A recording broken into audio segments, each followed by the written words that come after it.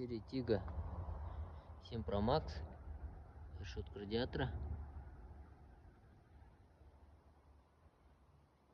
сама целая, трещин нету, с эмблемой, верхняя хром накладка молдинг, также имеется по бокам, если надо, боковые молдинги слева и справа.